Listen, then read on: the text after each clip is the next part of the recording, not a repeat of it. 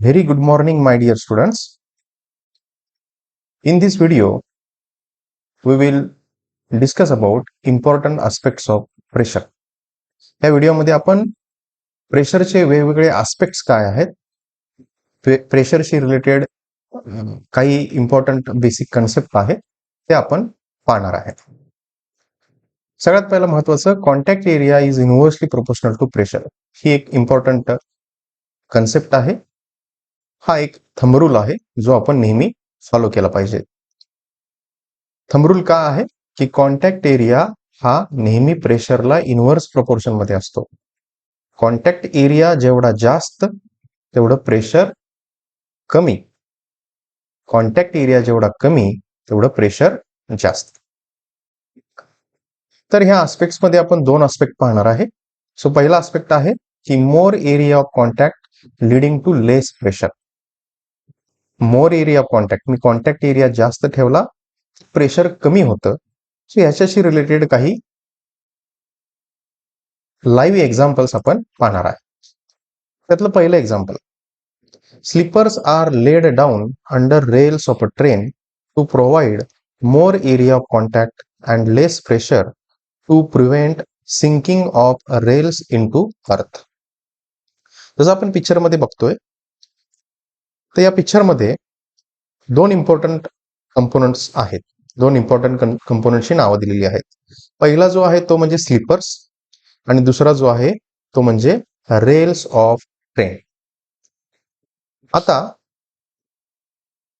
जसं आपल्याला माहित आहे की ट्रेन ही ह्या रेल्स वरती धावते. ट्रेनचा आणि ह्या रेल्सचा कॉन्टॅक्ट असतो. आता हे स्लीपर्स कुठं लोकेट केलेले आहेत, तर हे स्लीपर्स जे आहेत हे sleepers rails of a train आणि अर्थ किंवा इथली जमीन किंवा इथं जी पिक्चरमध्ये आपल्याला खडी दिसते, तर त्या दोघांच्या मध्ये, कोण दोघांच्या मध्ये, रेल्स ऑफ अ ट्रेन आणि अर्थ, ह्या दोघांच्या मध्ये हे स्लीपर्स लोकेट केलेले आहेत.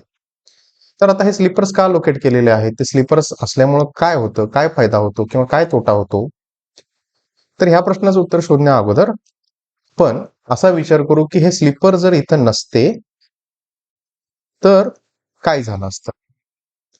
विचार करा, हे स्लीपर जर इथं नसते तर ह्या रेल्स ज्या आहेत, रेल्स ऑफ ट्रेन ज्या आहेत, ज्या मेटॅलिक असतात, ह्या मेटॅलिक रेल्सचा ह्या अर्थशी, ह्या जमिनीशी, इथं असणाऱ्या खडीशी डायरेक्ट संपर्क आला असता, डायरेक्ट कॉन्टॅक्ट आला असता. आणि ज्यावेळी ट्रेन ह्या रेल्स वरून धावेल, रेल्स वरून पुढे जाईल, त्यावेळी त्या ट्रेनचं वजन गतीमध्ये असताना, डायनॅमिक कंडिशन मध्ये असताना येणारं वजन ह्या रेल्स थ्रू, ह्या रेल्सच्या मार्फत कशाला जाईल, जमिनीला जाईल. रेल्सचा आणि जमिनीचा अर्थचा काय होईल, डायरेक्ट कॉन्टॅक्ट होईल. पण त्याच्यामुळे काय होईल, जास्त प्रेशर क्रिएट होईल त्या कॉन्टॅक्ट एरियामध्ये आणि त्यामुळं काय होऊ शकतं की ह्या रेल्स ह्या जमिनीमध्ये रुतू शकतात किंवा सिंक होऊ शकतात. अर्थमध्ये रेल्स सिंक होऊ शकतात. तर हे प्रिव्हेंट करायचं आहे. तर ते प्रिव्हेंट करण्यासाठी आपण काय केलं, जसं आपण अगोदरच्या व्हिडिओमध्ये एका एक्झाम्पलमध्ये बघितलं की हत्ती आणि सर्कशीतला माणूस, हत्तीचे पाय आणि त्या सर्कशीतल्या माणसाची छाती ह्याच्यामध्ये जसं आपण एक वुडन प्लॅंक ठेवला, लाकडाची फळी ठेवली, तसं इथं ह्या रेल्स आणि अर्थ ह्या दोघांच्या मध्ये हे स्लीपर्स आहेत.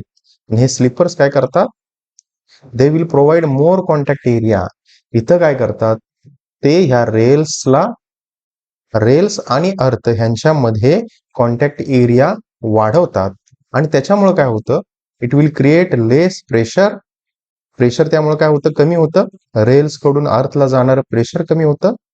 It will less the pressure to prevent sinking of rails into the earth. आणि त्याच्यामुळे ह्या रेल्स ह्या अर्थमध्ये काय होत नाहीत, सिंक होत नाहीत किंवा रुतत नाहीत किंवा ते त्यांची जागा सोडत नाहीत.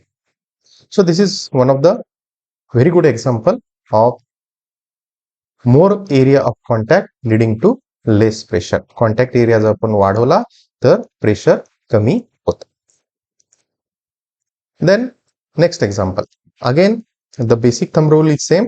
Contact area is inversely proportional to pressure. Contact area एवढा जास्त तेवढं प्रेशर कमी. कॉन्टॅक्ट एरिया जेवढा कमी तेवढं प्रेशर जास्त. आता more area of contact leading to less pressure. Second example, a sleeping mattress is so designed that when you lie on it, your body comes in its contact with a larger area. This reduces the pressure on the body and sleeping becomes more comfortable. Sleeping mattress म्हणजे काय?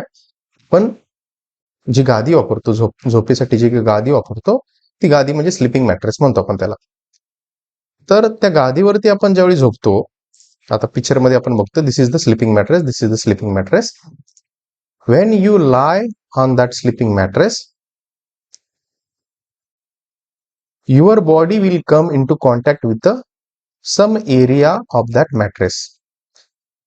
आपली बॉडी, आपलं शरीर हे काय होतं, त्या मॅट्रेसच्या संपर्कात येतं आणि ते संपर्कात आल्यानंतर तिथं जो कॉन्टॅक्ट एरिया आहे, जो सरफेस एरिया कॉन्टॅक्ट मध्ये आहे, तो जर वाढला तर काय होईल, आपल्या बॉडीवरचं असणारं प्रेशर कमी होईल. बॉडीवरचं असणारं प्रेशर जर कमी झालं तर आपल्याला मोर कम्फर्ट फील होईल किंवा आपल्याला झोपताना काय होईल, मोर कम्फर्टनेस फील होईल. त्याचं अजून एक सोपं साधं उदाहरण द्यायचं म्हटलं, सपोज मी 2 मॅट्रेस म्हणतोय.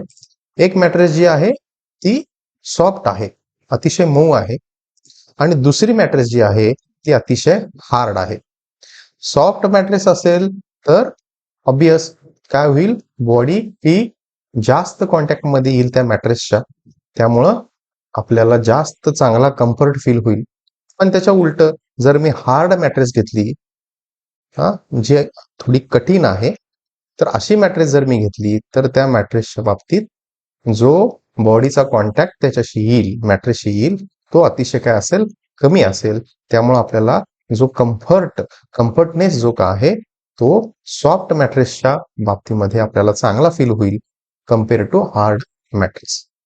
ओके, सो स्लिपिंग मॅट्रेस ही नेहमी अशी डिझाईन केलेली असते की ज्यावेळी आपली बॉडी त्या मॅट्रेसच्या संपर्कात येईल त्यावेळी एरिया ऑफ कॉन्टॅक्ट जर वाढला तर आपल्या बॉडीवरचं असणारं प्रेशर कमी होतं. प्रेशर जर कमी झालं तर आपल्याला जास्त चांगला कम्फर्ट फील होतो आणि आपल्याला चांगली झोप त्यातून मिळू शकते. त्याच्यानंतरचं तिसरं एक्झाम्पल, पुन्हा एकदा कन्सेप्ट तीच, contact area is inverse proportional to pressure. तिसरं example, the foundation of a building or a dam has a large surface area so that pressure exerted by it on the ground is less. This is done to prevent the sinking of the building or the dam into the ground. जसं अगोदरच्या एका example मध्ये आपण बघितलं की rails ह्या अर्थ मध्ये सिंक होऊ नये, ऋतू नये म्हणून आपण तिथं स्लीपर्स प्रोव्हाइड केले.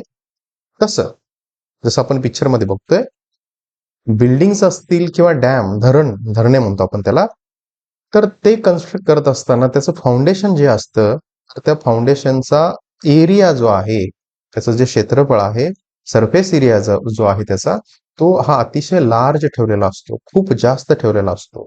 आणि तो ठेवल्यामुळे काय होतं, pressure exerted by it on the ground is less. आता पिक्चर मध्ये आपण बघतो इथं फाउंडेशन्स, इथं फाउंडेशन ऑफ द बिल्डिंग आहेत, फाउंडेशन ऑफ द बिल्डिंग एरोन दाखवलेलं आहे. तर हे जे फाउंडेशन्स आहेत, हे फाउंडेशन्स काय करतात ऍक्च्युली, तर ह्या फाउंडेशन मुळे आपण लार्ज सरफेस एरिया क्रिएट करू शकतो, सरफेस एरिया आपण वाढवतो. आता इथं सरफेस एरिया म्हणजे काय, इथं हे जे फाउंडेशन आहे या फाउंडेशनची विड्थ, ह्या फाउंडेशनची विड्थ आपण जितकी जास्त ठेवणार, ही विड्थ आपण जितकी जास्त ठेवणार, ही विड्थ आपण जितकी जास्त ठेवणार, तेवढा काय होणार, सरफेस एरिया फाउंडेशनचा वाढणार. फाउंडेशनचा सरफेस एरिया जर वाढला, ह्याच फाउंडेशन वरती नंतर आपण काय करतो, वॉल्स क्रिएट करतो, भिंती उभारतो. ऑब्वियस त्या वॉल्स थ्रू येणारं वजन ह्या फाउंडेशन मधून अर्थला जातं, जमिनीला जातं. त्यामुळं ह्या फाउंडेशनचा जर सरफेस एरिया आपण जास्त ठेवला, इथं असणाऱ्या या फाउंडेशनचा जर सरफेस एरिया आपण जास्त ठेवला, तर त्यानं काय होईल, the pressure exerted by it on the ground is less. त्यामुळं बिल्डिंगचं येणारं वजन हे फाउंडेशन मधून अर्थला जात असताना ते प्रेशर जे काय आहे ते प्रेशर कमी होईल. This is done to prevent the sinking of the building or a dam into the ground. आणि तिथं हा कॉन्टॅक्ट एरिया वाढल्यामुळं अर्थचा आणि त्या फाउंडेशनच्या सरफेस एरिया हा वाढल्यामुळं सिंकिंग ऑफ द बिल्डिंग किंवा डॅम हे आपल्याला प्रिव्हेंट करता येईल. So this is very good example where if you increase the contact area, it will create less pressure. Thank you.